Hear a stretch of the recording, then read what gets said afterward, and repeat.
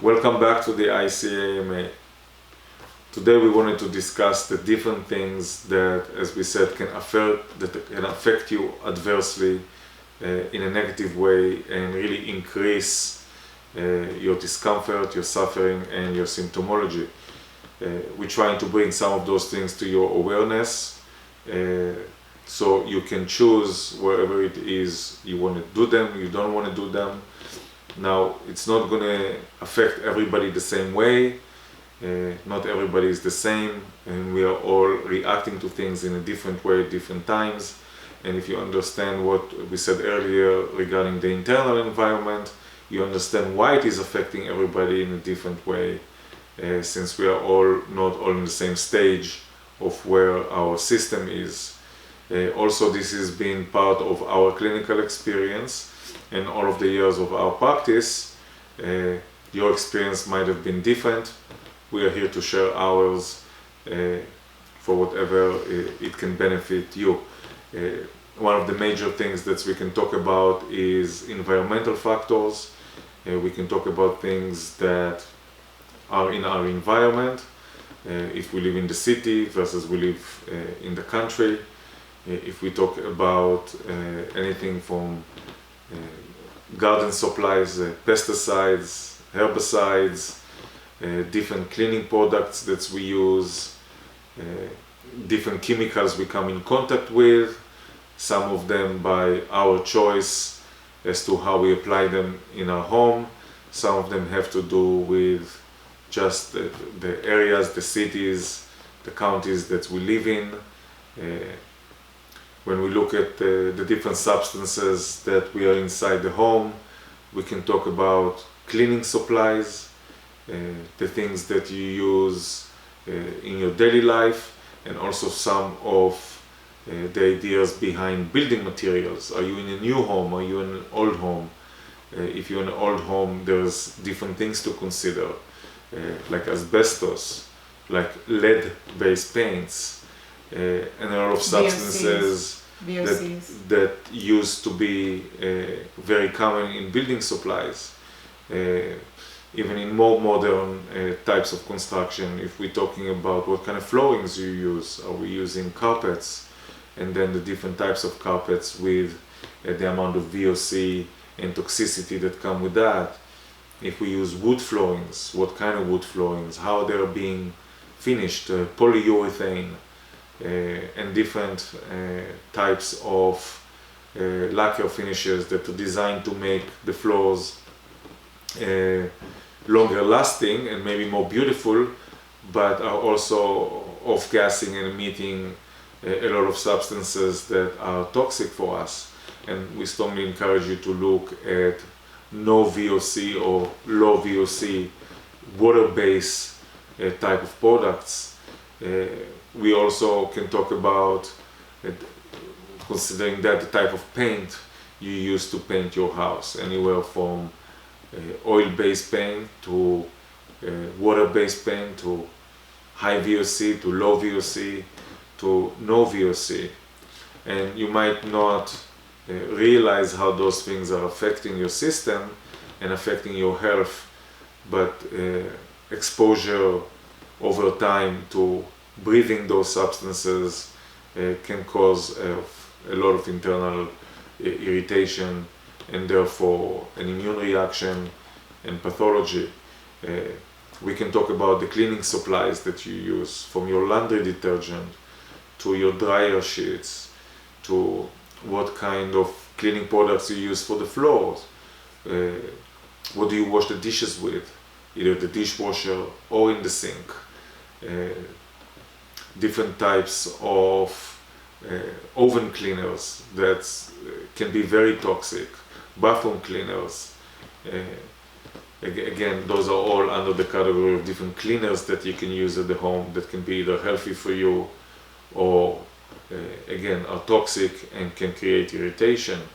And when we're talking about personal items, then we're talking about things like soap, like shampoo, conditioner, what kind of lotion you use, makeup, hair dye. All of those again will have an impact on your health. Medication, when we talk about medication, we can talk about anywhere from prescription medication, like antibiotics, like things like benzos, benzodiazepines. We can talk about antidepressants. We can talk about anti-anxiety medication. We can talk about birth control pills. Even something as simple as Tylenol, Aleve, all over those. Tylenol, Advil. Over-the-counter pain medication, as well as prescription pain medication, can have an adverse reaction, an adverse effect on your health. And we're not saying don't use them, stop using them. What we're saying is be aware that they do have an impact. There is cause and effect. So as long as you're aware of that and you understand what's doing what, you can make certain decisions and use within things that. sparingly, and use them where it makes sense. After surgery, for example, you want to have something for the pain, but if you have pain on a daily basis, then taking painkillers every day shouldn't be the solution, correct? You need to find where the pain is coming from, because if you take these kinds of medications on a daily basis, then there could be very adverse effects. And again, it goes back to the last video where we were talking about the negative impact on the gut and what it's going to do to the gut wall and so forth, starting the inflammation. Right, and the same thing we can talk about different, what even come across as natural supplements. All supplements, everything have an effect, right? If it didn't have an effect, you wouldn't be taking it. Nobody's taking anything that has no effect. The question is that effect beneficial for you right now, going through what it is you're going through? So a lot of natural products also have ingredients in them that might not be chemically based, but not necessarily are beneficial for you, and can also create a reaction inside your system. If we're talking about things like vitamin E and vitamin A, and a lot of those kind of substances affect your body also in a very specific way that can create an irritation. Well, natural substances, just because something is natural doesn't mean it's a good idea for you at a given period of time. So I think it depends on where you are in your body and what given period of time. And what I was just thinking as you were speaking, when you're talking about using all of these different things in your home, for example, just because it's natural, I mean, natural is good. You want natural, and you don't want chemicals in your house. You don't want chemicals off-gassing, polluting you and your family. But say you replace everything with natural ingredients, great move. You still need to wear gloves so that contact isn't made from those natural ingredients into your body. Your skin is your largest organ, and it absorbs whatever you put on it. So even if those are natural ingredients, it's still going to have an effect. So when you're compromised with chronic inflammation, your body doesn't have the ability to protect you from the reactions, because there's so much inflammation going on in the body, and there's been so much damage to the mucosal tissues in the body, that what happens is that the inflammation becomes increased and you respond with an intense amount of pain. So if you're talking about something toxic like Clorox, for example, the pain will be enormous, and it could last even, for days or weeks. But if you're talking about something like vinegar or a citrus oil, for example, which is great, you could still have an enormous amount of pain, even though you're not going to have the toxic implications behind it. But that's not going to matter to you, because you're going to be in so much pain that that's irrelevant. So it brings to mind... Talking about that Clorox, right? One of the most common questions that we get in the clinic, because people don't think about it, is your pool. Most pools today use chlorine inside the pool to keep it sanitized and to keep it clean. Jacuzzis are very, very, very detrimental to us to bathe in that. Every time you're going to go into a pool that have any chlorine, let alone a lot of those pools have high levels of chlorine, there's going to be a reaction, and you're most likely going to end up in a lot of discomfort. So this is an important connection to make within that. At the same time, when we talked about things like sauna or steam rooms, the same way, it forces the body to go through a certain process, and the question is this process beneficial for you or not?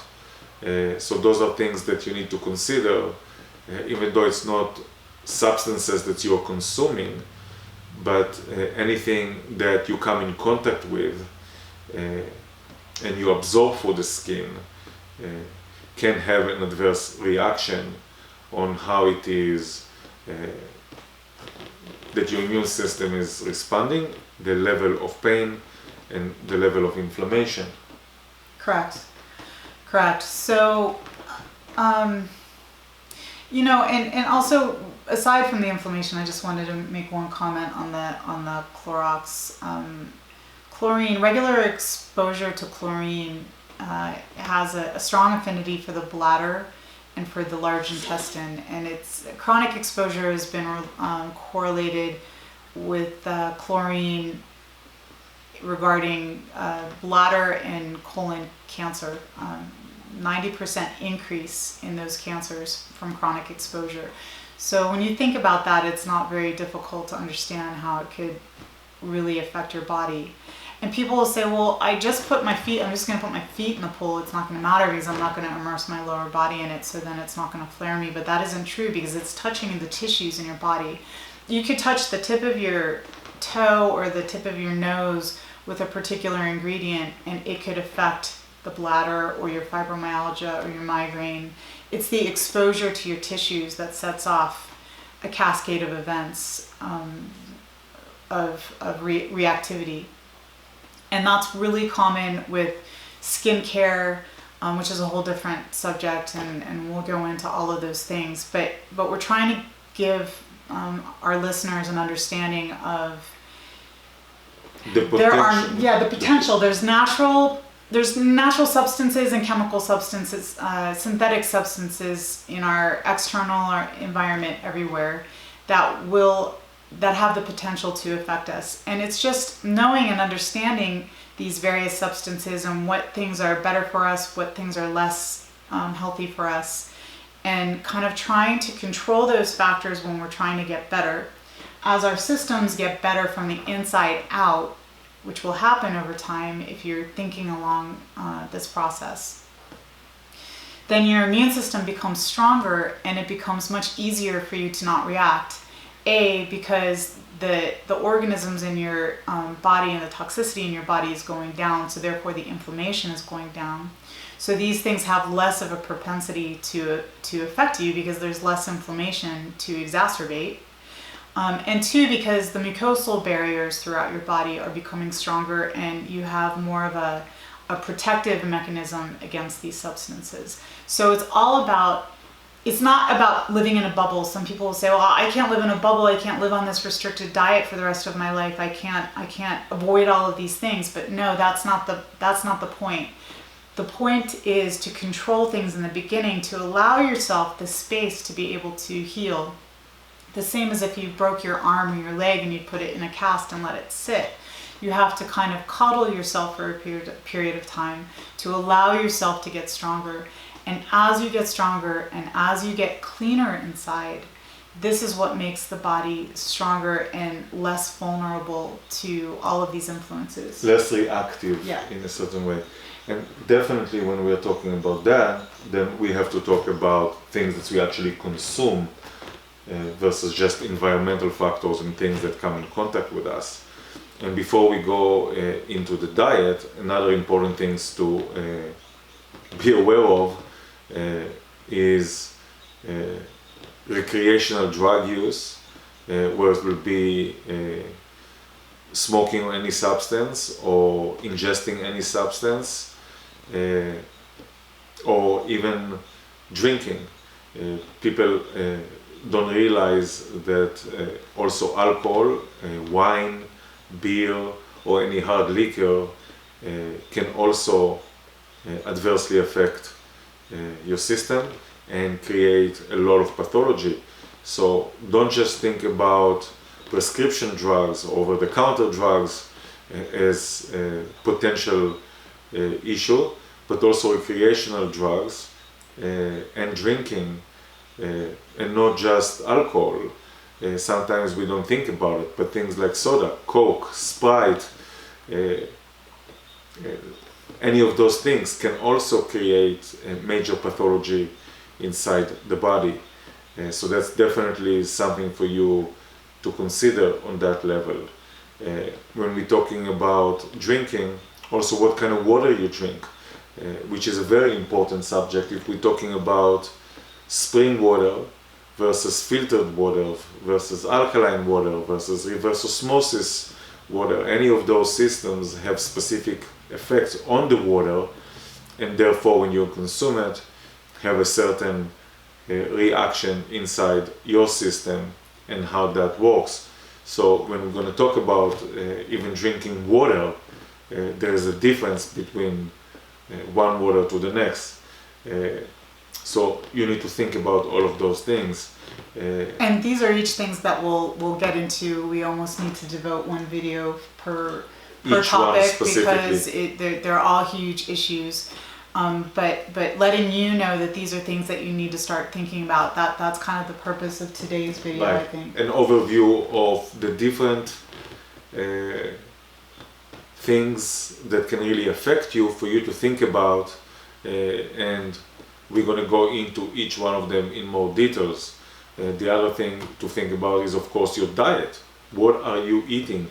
If we're talking about, again, things that are helping you reduce the inflammation, things that you're consuming that help you repair the tissue, or you're consuming substances that promote inflammation, that break down the tissue even more, that promote bacteria overgrowth. What is it that you do? There's a very strong correlation between your diet and what you're eating, and obviously your health. Whatever it is you consume will affect your internal environment, and it's important for you to pay attention to that. And when you look at those foods, some of them you can look at as being straight out detrimental and can cause a lot of issues, and some of those foods might be okay, but where you are in your journey, where you are in your process, where you are right now, the difference between one person to the next, you need to look at some of those foods as challenging. And is your system now ready to be challenged more, or, like you said, challenge it less? So some of it also has to do with what it is that your system is capable of handling at this point. And we go through the list in a certain way, from foods that are the least challenging for you to the foods that are more challenging for you. And as your system gets stronger and healthier, you can handle foods that are more challenging without issues. And I think that the important thing to notate here is when we're using the word challenging, a lot of it has to do with even foods that are super nutritious. They might be super nutritious, but when you think about it, vitamins make us stronger, right? Well, the vitamins don't differentiate between you and your inflammation. So if you have a lot of inflammation, the vitamins are also making your inflammation stronger. That's a really fundamental and important part of our theory. So what happens is you're giving yourself all these vitamins, and the only thing it's doing is intensifying this immense amount of inflammation. It increases pain, and it actually complicates the whole process of your inflammatory condition, and it makes it much worse. It's like we're saying that I'm tired, let me have more fuel, but we don't realize that that fuel also makes the fire stronger as well. So it's like adding fuel to the fire. Right. So we feel like we might get stronger because we add the fuel, but we actually fueling the fire, and now the fire is increasing. And in addition to that, we have certain foods that actually increase the bacteria because they feed the bacteria. They feed the bacteria. So not only that we're increasing the fire, but we are also increasing the organisms that correspond to that process and making that even worse. So the specifics of the diet, which we will get to into a later video more specifically, are extremely important to understand in relationship to what it exactly it's doing in the gut. Right. So I think I think we covered a lot. I think a couple quick notes. We need to just touch on the fact that emotions and sex are two huge subjects, and those we will devote videos to as well. But those also too can affect the gut in a very profound way, and it's very cliche these days, it seems, to say, well, there's the mind body and the brain gut connection.